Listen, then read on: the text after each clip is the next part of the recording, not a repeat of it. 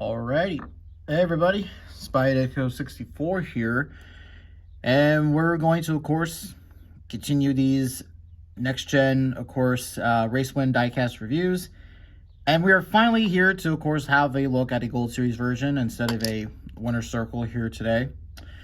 So we have here today Kyle Busch, number 8, Lucas Oil Auto Club Race Win version. Yeah, so of course this car right here, last year at Auto Club Speedway, won the final race there at the track.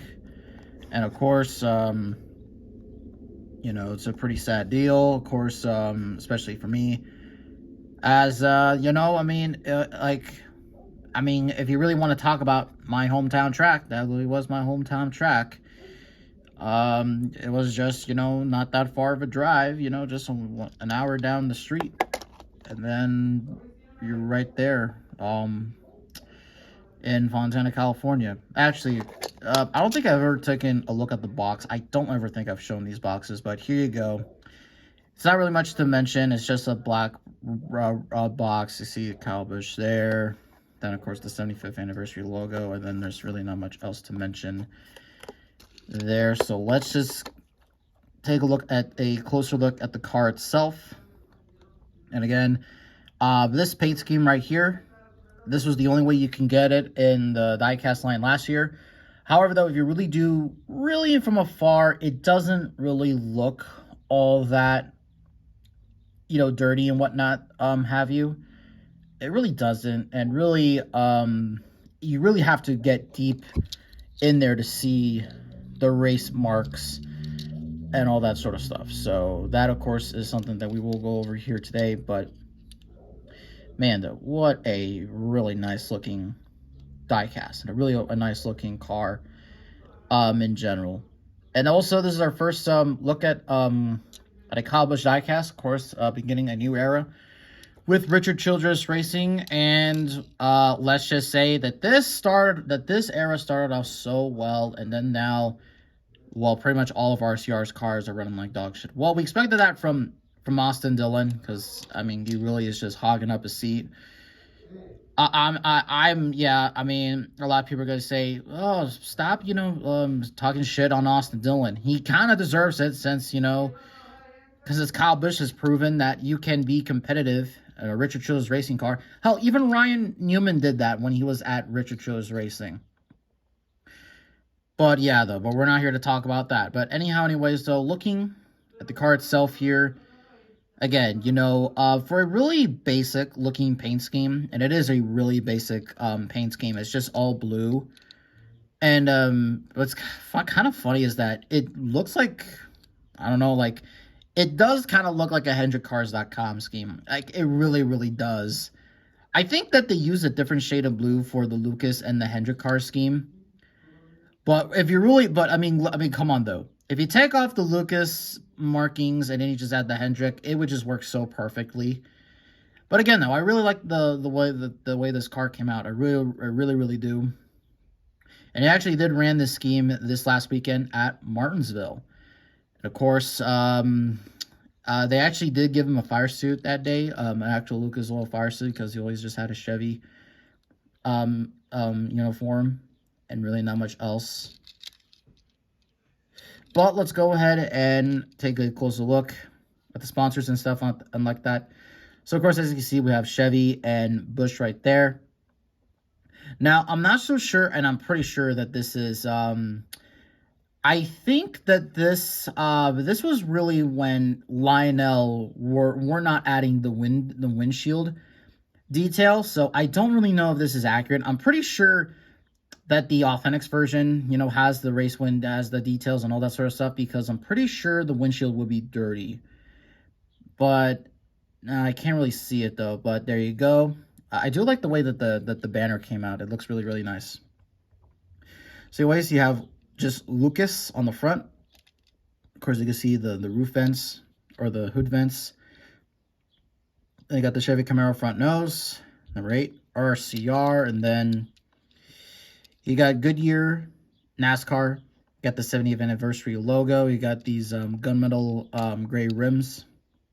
Number 8, all Skull uniforms, Cheddars, Lucas Oil, or Lucas just on the side there. And then there's the actual Lucas Oil logo. That's how it traditionally looks like. You got Netspend right there. Now, there is a blank spot right here. There is supposed to be a 3-tree logo, but that was not put on. It is on the 1/24 scale. And honestly, I was kind of thinking maybe they could have gotten away with it, but no, they didn't. So no weed on our 1/64 scale diecast. So there you go. And then, of course, you got Rowdy right there. And, yeah, Rowdy Energy went out of business. Yeah, and then you got a race winner sticker right there. You got our contingency sponsors right there. BetMGM right there. Number 8, Lucas Oil. Just got Busch right there, which is really sad to see, since for the longest time it always just said Kyle Busch's full name. So that's pretty sad to see. Of course, Kurt Busch is gone. You got Lucas Oil right there on the deck lid, and then on the back you got Lucas Oil, Camaro, ZL1, and it is the same exact stuff on the other side. And then here's a look underneath the car. So yeah, there you go. All these next-gen cars are pretty much the same. Anyways, let's go ahead and have a look at the race win damage. Now, there's not too much, but the thing that you're going to see on this car is that it is dirty. Of course, at Auto Club Speedway, what happened was that the race there was no practice, no qualifying. It was pretty much a one-day event, and pretty much Xfinity got pushed back to later in the day, or pretty much at night, because of the way freaking... Of course, that was during daylight savings, and like here in California, like the way it goes is that pretty much when it hits 2, that's pretty much when it gets dark. So yeah, I really absolutely just hate that. But of course, as you can see here, the front end is just really dirty. Basically, all the cars were just sprayed with a whole bunch of sand and all that sort of stuff. You can see here how much this really damaged the front end. Like, look at that. Like, look how just dirty that is. Like, holy crap. And, of course, you can see it right here on the front. It's not too noticeable, but it is there. There's also, like, a little tethered right there. So that's pretty cool. And then on the side, there's really not much else markings or any kind of beating or banging or anything like that. And I guess there's some fuel back here or some kind of dirt right there. Probably something with the fuel. And then... Of course, with this car, there are the rivets back here on the spoiler, and then of course there's some.